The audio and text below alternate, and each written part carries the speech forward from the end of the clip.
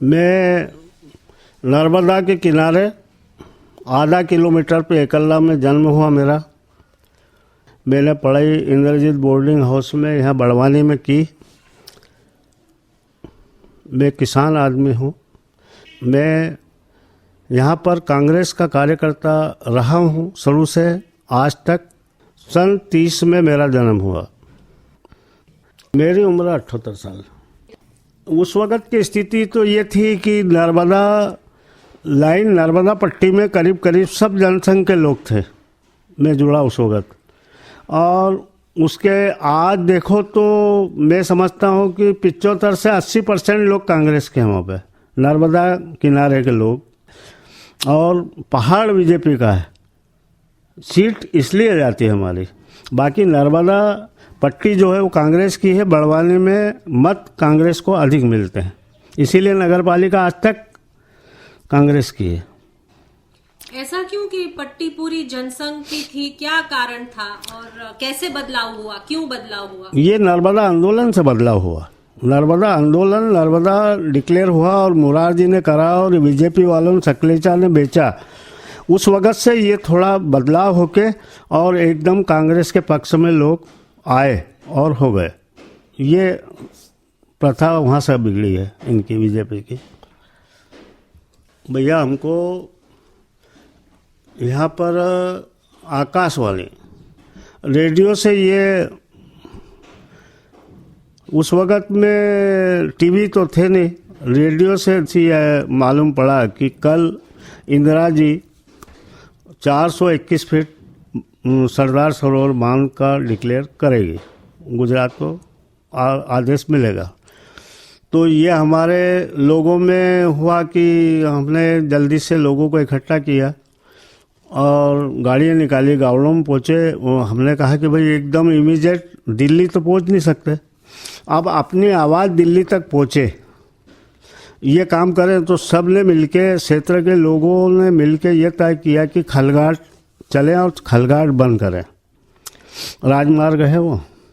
तो दूसरे रोज़ सुबह 8 बजे खलघाट पहुंच गए और वहाँ से भीड़ ने राजमार्ग बंद किया और इंदिरा जी तक मेरे समझ से वो खबर पहुंच गई कि लोग निमाड़ के नहीं चाहते मध्य प्रदेश के सरदार सरोवर 421 फीट बांध की ऊंचाई, इसलिए उन्होंने वो काम बंद कर दिया 421 फीट का। और मेरे समझ से वो काम आबाद को सौंप दिया। इंदिरा जी ने वो ट्रिब्यूनल को सौंप दिया वो केस। उस वक्त साधना मास्टर थे, मदन लाल जी शर्मा थे, ये 3-4 आदमी हम साथ में गए थे और उनको इकट्ठा किया और पहुंच गए वहाँ खलघाट दूसरे रोज। सब नहीं, एक भी कार्यकर्ता बाहर का नहीं, कोई भी ले, पर नर्मदा पट्टी के लोग और बड़वानी के। 2 घंटे में तो पुकार दिल्ली पहुंच गई और दिल्ली से ये हो गया कि इंदिरा जी डिक्लेयर नहीं करेगी।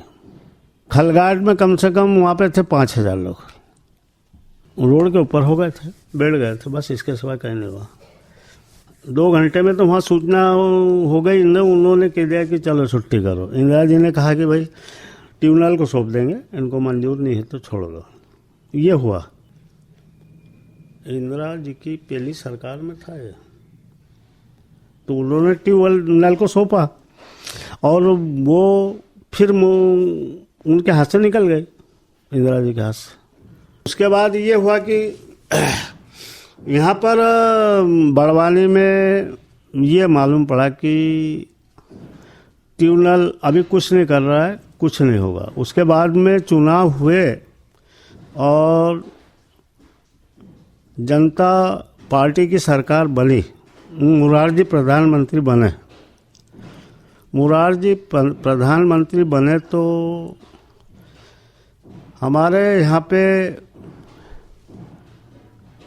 थोड़ी ये खबर लगी कि प्रधानमंत्री ट्रिब्यूनल को खरीद सकते हैं, इसलिए यहाँ पर थोड़ा आंदोलन, संगठन मजबूत हुआ। और यहाँ पर वैसे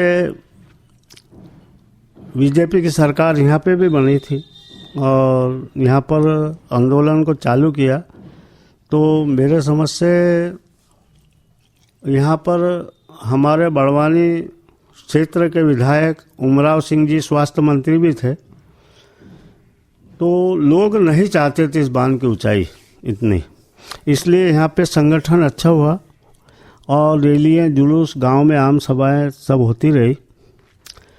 उसमें उस रैली जुलूस में अर्जुन सिंह भी आए, जो आज केंद्र में मंत्री जी हैं। अर्जुन सिंह जी और सुरेश सेठ, उनकी आम सभाएं करवाई हमने, और अंजड़ में, बड़वानी में, सब दूर। और उसके बाद में मेरे समझ से यहाँ पे बहुत बड़ा जुड़ाव आया था। बाकी वो क्या हुआ कि उमराव सिंह जी मंत्री थे, इसलिए लोगों की हवस ये थी कि अपने मंत्री हैं, कुछ करेंगे। तो उमराव, लोगों को मालूम पड़ा कि उमराव सिंह जी रेस्ट हाउस में आए हुए हैं। उमराव सिंह जी के पास लोग पूछने लगे कि भाई इनसे अपन रिक्वेस्ट करें, तो पुलिस ने उल्टा समझकर उनको दीवार कुदाकर, कंपाउंड कुदाकर गाड़ी में पीछे के दरवाजे से बिठाकर जिलवाने की तरफ ले भागे। और लोगों का आक्रोश बढ़ गया कि हमारे मंत्री, हम मिलने आए और मंत्री भाग गया। इस वास्ते बाजार में आए और तोड़फोड़ चालू हो गई। बाजार में जब तोड़फोड़ चालू हो गई तो उसमें बचाने में मैं और मदन लाल शर्मा, हम दो सक्रिय रूप से थे। हमको मालूम पड़ा कि वकील साहब बीजेपी के हैं, वो रेस्ट हाउस में बैठे हैं उमराव सिंह के पास, और उनके वकील साहब मतलब अपने वकील साहब जो अंदर वहाँ बैठे हैं, कमलाबाई भी वहाँ बैठी है, और यहाँ पे उनके मकान पे बड़े बड़े पत्थर चल रहे हैं। अगर टूट गया तो बाल बच्चे औरतें भीतर हैं। तो मदन लाल शर्मा और मैं उनके दरवाज़ों पे खड़े हो गए, और रात का समय था, बिजली बंद कर दी।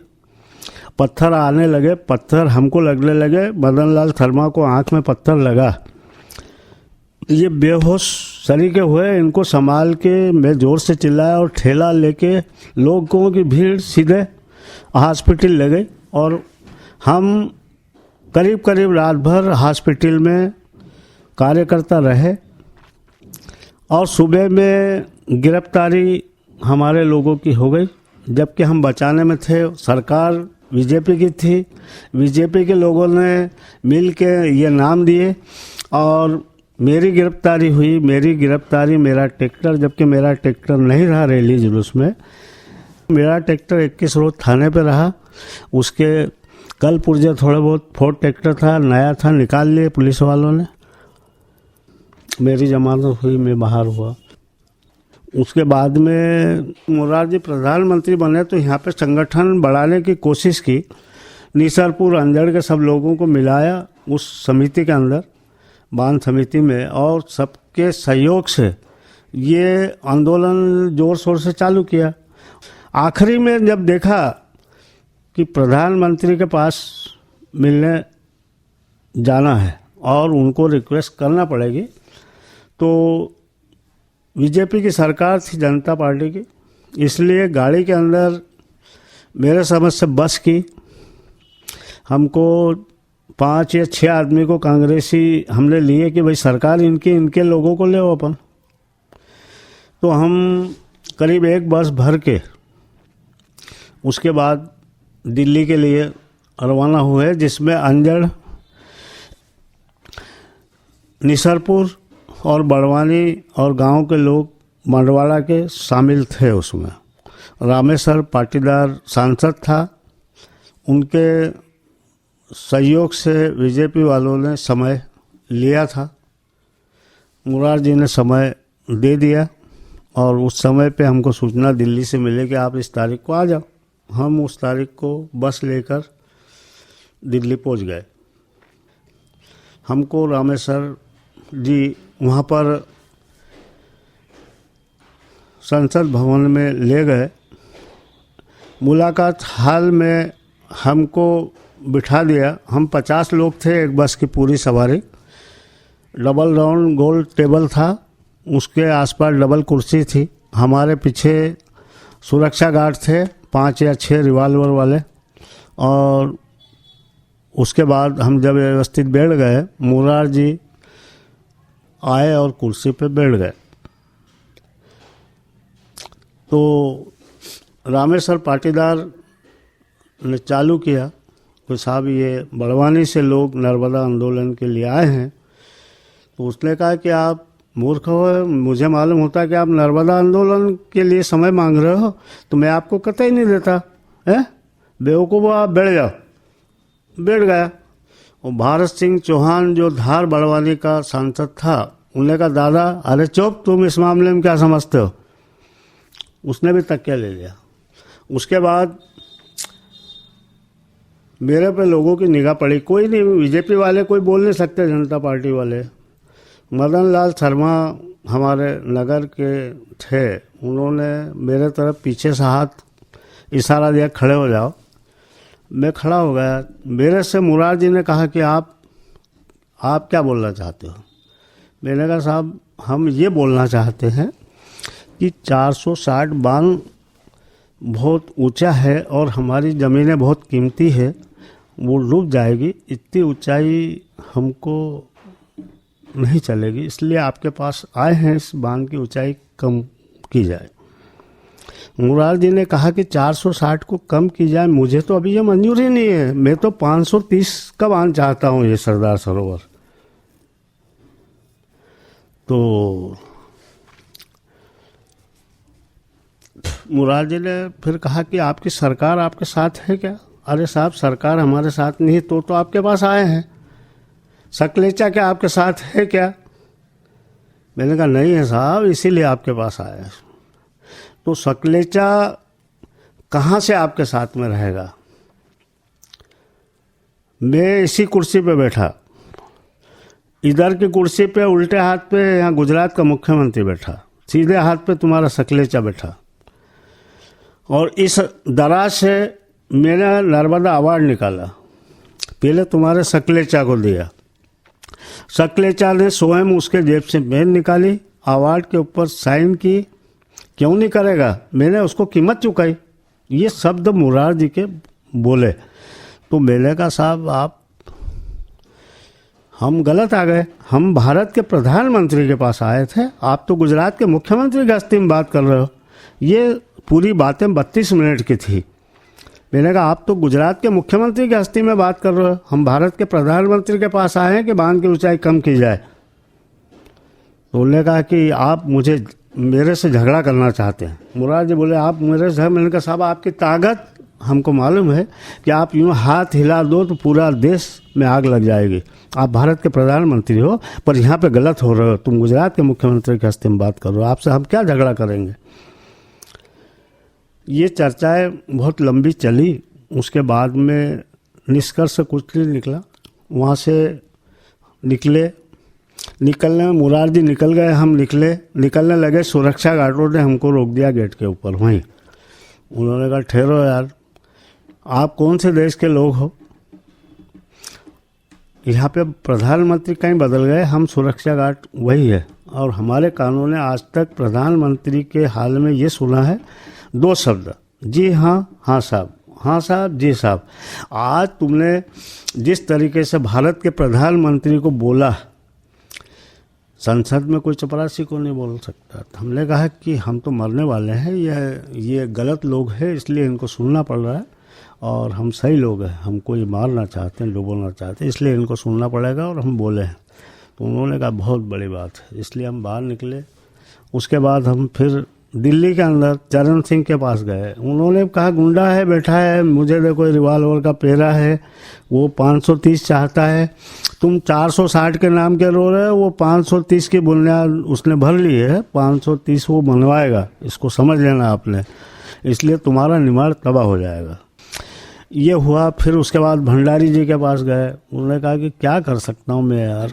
भंडारी था बीजेपी का, खास जनता पार्टी का, बंडी पहनता था, अच्छा आदमी था।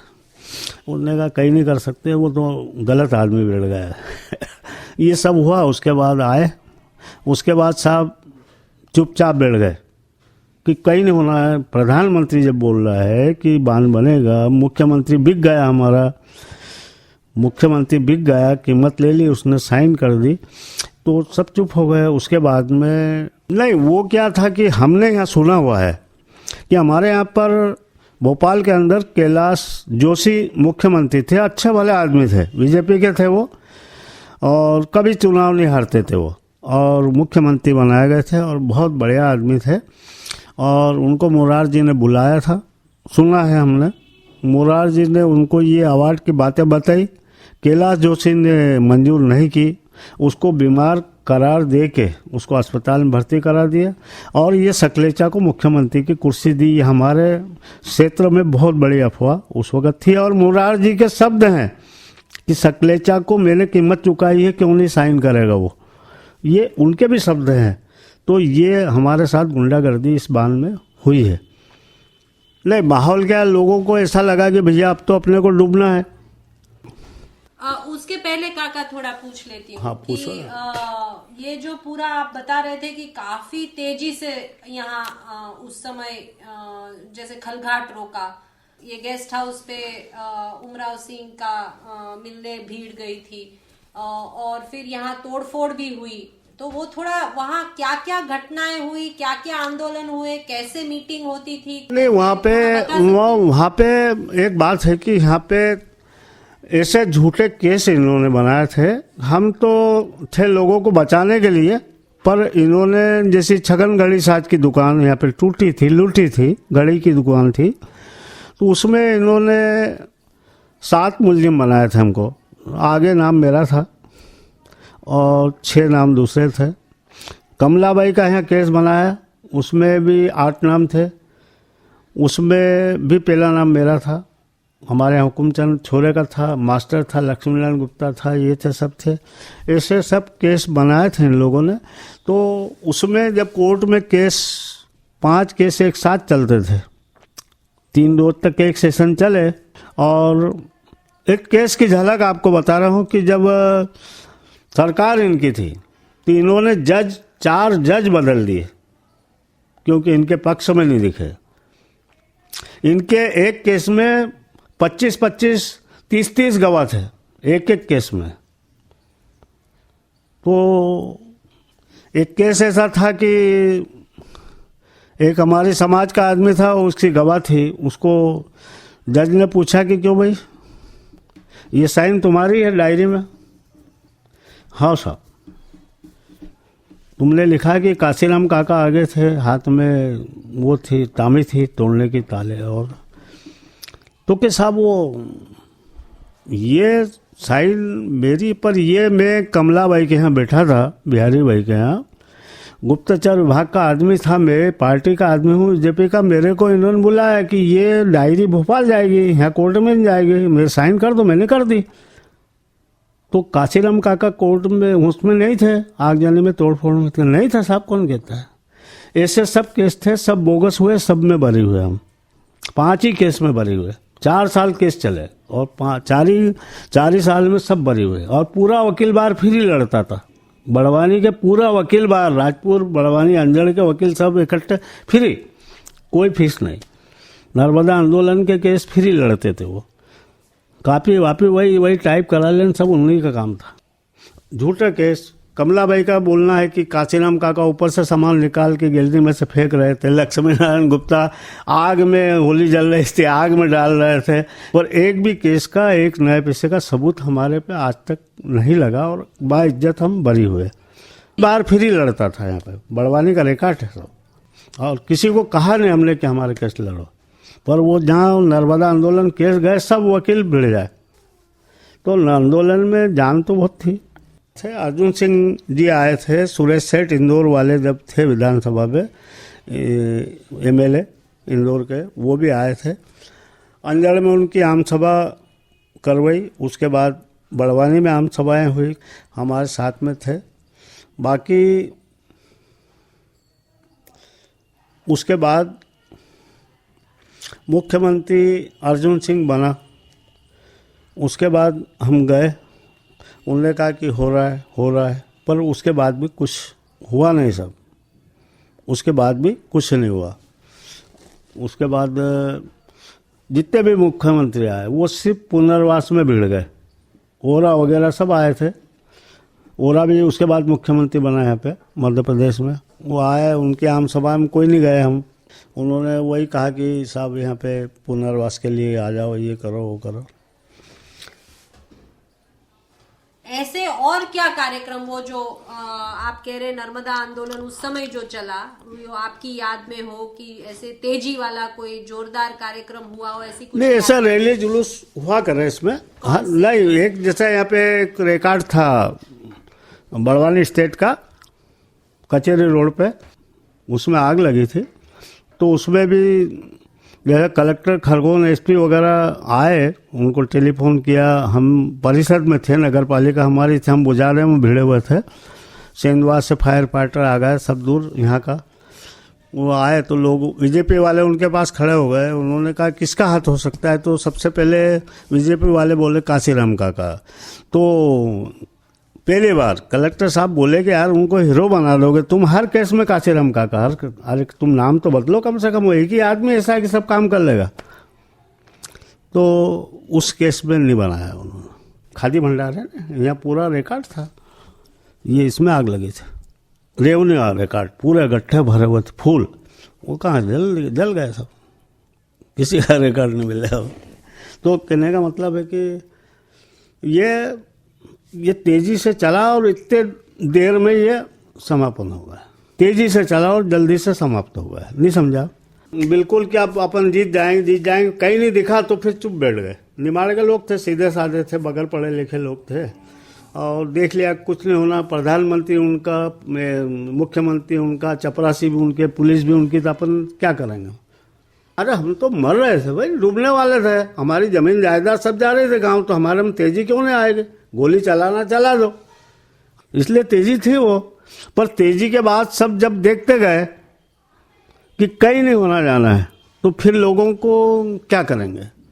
लोगों को क्या भट्टी में झोंक देंगे? इसलिए फिर लोगों को देखा कि परेशानी में नहीं डालते। अब वो आंदोलन वहां से बंद हो गया। ट्राइब्यूनल के लोग भी इधर आए थे क्या क्षेत्र में? उसके समक्ष कोई सुनवाई हुई हो, ऐसा कुछ याद है क्या आपको? ट्रिब्यूनल के लोग जब आते थे यहाँ पे तो कोई किसी से नहीं पूछते थे, वो तो उनके हिसाब से आते थे, किसी से बात नहीं करते थे, और जाके रिपोर्ट मुरार जी को समय दे देते थे। कह दिया कि सब उनके सब काम झाम उन्हीं के थे। दूसरे इनको पूछे कि यहाँ आके लोगों को पूछे कि भाई तुम मरना चाहते हो, डूबना चाहते हो कि नहीं, कि कौन सी जमीन डूबे, कहीं नहीं। वो तो सरकारी आंकड़े देखना ना, भग जाना। आपको याद है कभी इधर आए हो, आप मिले हो या कोई मिला? अरे मैं कह रहा हूँ कि यहाँ पे सब आते थे बड़वानी में, पर कोई किसी को मिलने का कोई मौका ही नहीं देते थे ना, क्या जरूरत थी?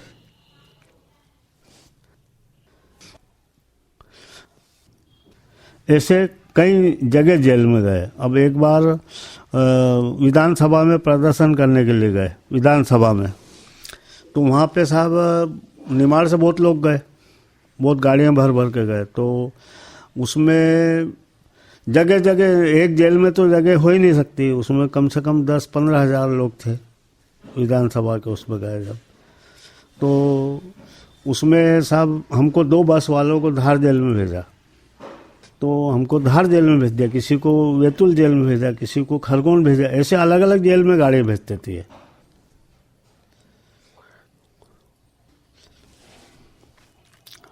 ये नर्मदा आंदोलन के उसके पहले की है, और विद्याचरण शुक्ल और इन्होंने विधानसभा के गेट खोले, कूद के खोले अंदर से। ये उन्होंने नर्मदा आंदोलन के ही लिए बुलाए थे वहाँ पे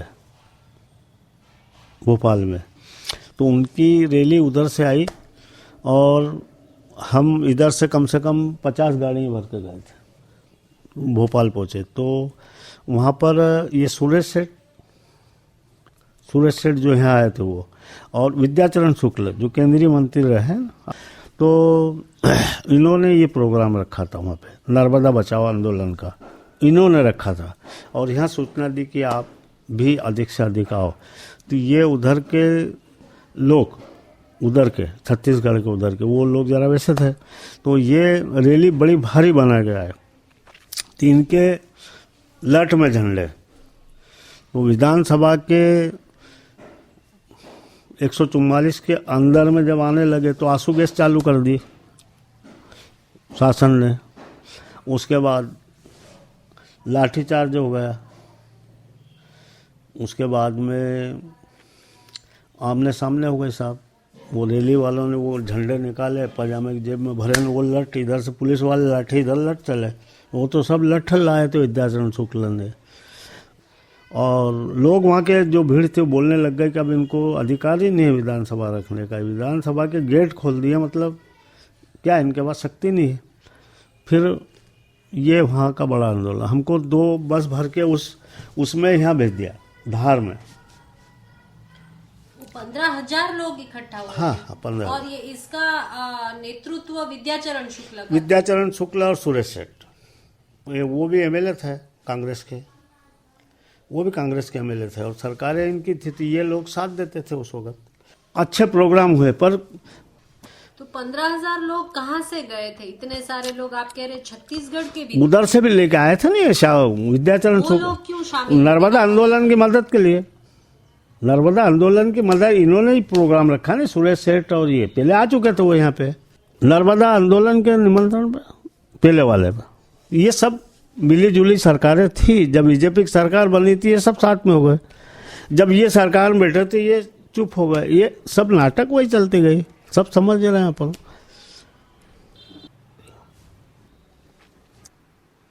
लोग के नाम आते हैं बाबूलाल जी सोनी। बाबूलाल जी सोनी बीजेपी का आदमी था और बड़वानी में ये मरण अनशन पे बैठ गए थे बड़वानी में। और एक मंडवाड़े का था फिर भी 2 जने बैठ गए थे। वो एमएलए था बाबूलाल सोनी। उन्होंने देखा मैं बैठ जाऊंगा तो शासन कुछ करेगा, तो शासन कुछ कर नहीं सकती। इनको चौथे 5वें रोज हम सेवा करने में थे यहाँ पे इनकी। आप भी? हाँ, इनकी सेवा करने के लिए कोर्ट के पास ही। शासन ने बाबूलाल सोनी को यहाँ से उठा लिया। उठाने का कारण क्या है कि इसके बीच में तीसरे चौथे 5वें दिन जब हुए तो हमने दबाव सरकार पे बनाना चालू किया। तो यहाँ से हमने 15-20 गाड़ियाँ भरी और भोपाल निकल गए विधानसभा के सामने। देखो हर बार मेहनत तो की है, गाड़ियाँ इकट्ठी करी, लोगों को भरे, वहाँ चले गए। आज का गांधी बाबूलाल सोनी, आज का गांधी बाबूलाल सोनी। ये हाँ सब गए थे ना। तो कहने का मतलब है कि सरकार पे दबाव बनाना, सरकार पे दबाव बन भी गए। विधानसभा गए मुख्यमंत्री उन लोग को। तो मुख्यमंत्री कौन थे? बीजेपी के इन्होंने सकलेचा, उन्होंने क्या करा कि इसको यहाँ से रात में उठवा लिया। किसको? बाबूलाल सोनी को। क्या कितने लाख रुपए दे दिए उधर, क्या किधर दौरे भेज दिया उधर। यहाँ दिखे नहीं ऐसा आवाज बोला। उठा दिया मतलब गिरफ्तार किया? अरे नहीं, यहाँ से धरने पे से उठा के रात में ले भागे और वहाँ जाके क्या कितने लाख रुपए दे दे कि आप इधर का दौरा करो, मेरे बाप यहाँ आंदोलन बंद करो। ये सोने को ले भागे, सिर भी घर भाग गए। ये ऐसे आंदोलन चले थे यार। ये सब बातें सही है, आई समझ। हाँ, और रामेश्वर पाटीदार का क्या रोल रहा, भूमिका रही और नर्मदा आंदोलन मुद्दे पर? नहीं, रामेश्वर पाटीदार ने मुरारजी से समय मांगा, वहाँ तक तो मैं समझता था कि बहुत सही आदमी है।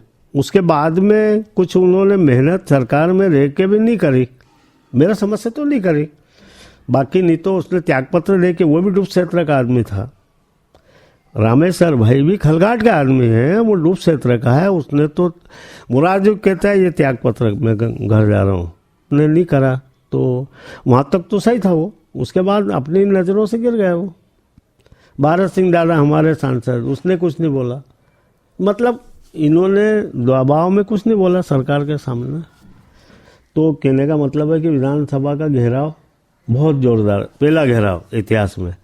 बाबूलाल सोनी का आना उसमें कोई सवाल ही नहीं है। वो बीजेपी का आदमी, वो तो जो यहाँ से धरने पे से गया, पैसे लिए ने, कहाँ गया आज तक नहीं आया वापस। ये कांग्रेस के लोग थे, विद्याचरण शुक्ल और सुरेश सेठ। तो ये सरकार इनकी थे तो ये अपने साथ थे। ये नाटक थे।